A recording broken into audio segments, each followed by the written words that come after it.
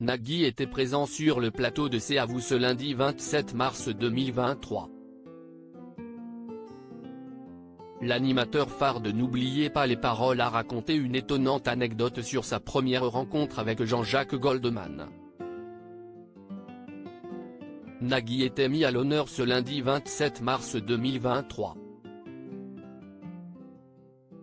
Anne-Elisabeth Lemoine recevait sur le plateau de C'est à vous, les deux visages de France 2, l'un emblématique, Nagui, l'autre plus récent, Bruno Guillon. Ce dernier a rejoint la chaîne en 2018 en héritant des Amours, après le départ brutal de Tex après une mauvaise blague. Le programme a finalement pris fin le 21 août 2021 et c'est avec beaucoup d'émotion qu'il avait fait ses adieux aux fans du programme présent depuis 26 ans à la télévision. L'animatrice recevait donc les deux animateurs sur son plateau et le moins que l'on puisse dire, c'est que l'ambiance était plus que survoltée.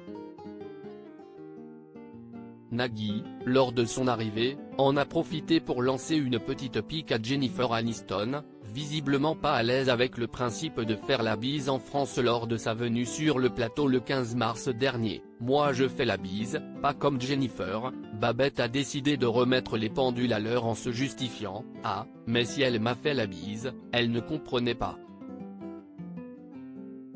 Elle poursuit ensuite « Non, mais vous l'avez vu Murder Mystery 2 ?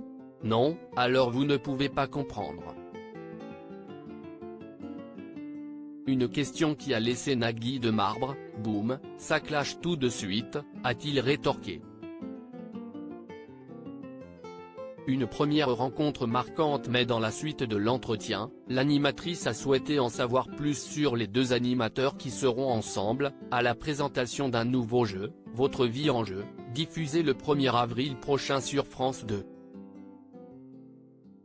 Ils ont évidemment accepté de se prêter au jeu pour promouvoir le programme et Anne-Elisabeth Lemoine avait déjà une question toute trouvée, qui Nagui a-t-il accepté d'interviewer à l'époque à contre-cœur ?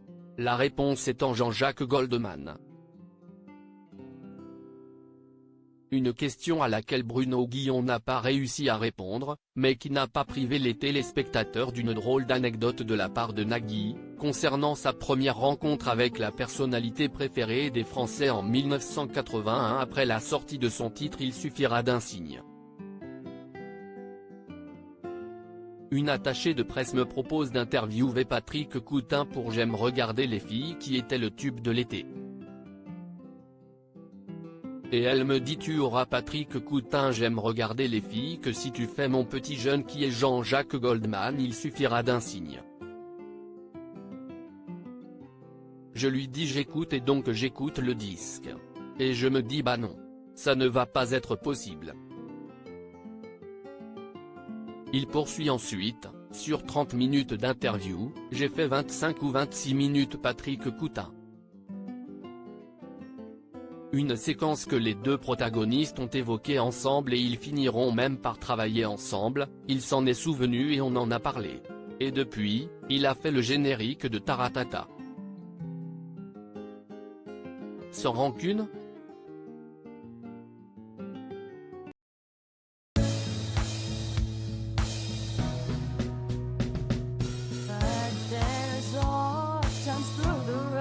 I think you can let me know. Sit down, sit back, let me help you out.